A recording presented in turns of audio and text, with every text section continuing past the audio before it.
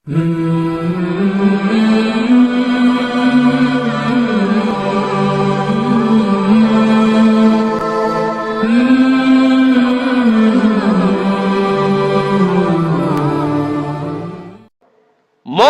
সময় যদি আমার কালিমা নসিব হতে হয়, তাহলে সব সময় আল ঈমানু বিল্লাহ, আমার নির্ভেজাল ঈমান থাকতে হবে। আমার ঈমানটার মধ্যে যদি ভেজাল হয়, তাহলে আমার মৌতটা ঈমানওয়ালা মৌত হবে না। আমার ঈমানটা যদি ভেজালওয়ালা হয়, তাহলে আমার দুনিয়াও বরবাদ, আখিরাতটাও বরবাদ হয়ে যাবে। এই জন্য সব সময় সর্বহালতে আমার কথা কাজ সব কিছু যেন এমন হয় যে আমার ঈমানের উপর আঘাত না আসে, আমার ঈমানটা যেন নষ্ট না হয়, এটার দিকে খেয়াল রেখে জীবন যাপন করা।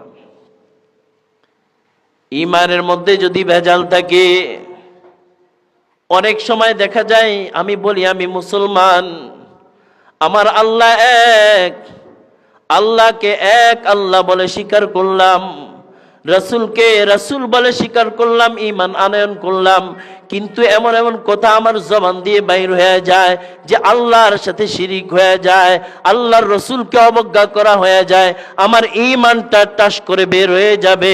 আমার দুনিয়ার 60 বছরের জিন্দেগি, আখিরাতের জিন্দেগি সব কিছু বরবাদ হয়ে গেল।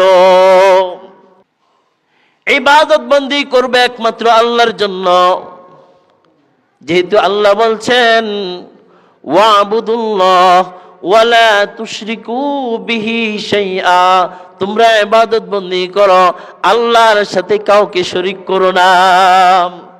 আল্লাহর সাথে কাউকে শরীক করা যাবে না ইবাদতের ক্ষেত্রে। এখন তো দেখা যায় আমাদের মনের মধ্যে শয়তান ওয়াসওয়াসা দিয়া ঢুকায়া দেয়, তুমি সামনের কাতারের মধ্যে নামাজ পড়ো, সমাজের মানুষটা তোমাকে নামাজি বলবে। তুমি সামনের কাতারের মধ্যে মসজিদের মধ্যে হাজির হও, তোমাকে আল্লাহওয়ালা বুজুর্গ বলবে। বেশি বেশি রোজা রাখো, মানুষের সামনে দান সদকা করো, তোমার মনের মধ্যে হলো মানুষ যেন দেখে ইবাদত করতেছ, দেখানোর জন্য তুমি ইবাদত করতেছ। তোমার ঈমানের মধ্যে ভেজাল আছে, তোমার ঈমানের মধ্যে ত্রুটি আছে, তোমার 60 বছর হায়াতের ইবাদত শেষ হয়ে গেছে, তোমার দুনিয়ার জিন্দেগিও শেষ, আখিরাতের জিন্দেগিটাও বরবাদ। আবার অনেক সময় দেখা যায় অনেকে না বুঝে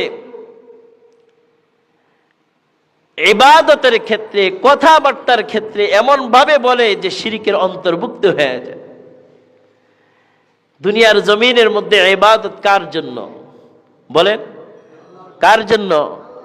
আল্লাহর জন্য। যদি কেউ বলে এটা আমার বাবার জন্য করলাম, তাহলে কি হবে?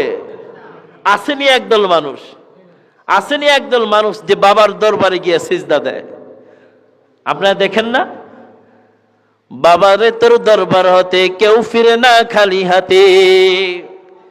বাবার দরবার হতে কেউ খালি হাতে ফিরে না। বাবার বাবার বাবার 14 গোষ্ঠীর ক্ষমতা আছে নাকি দেওয়ার জন্য?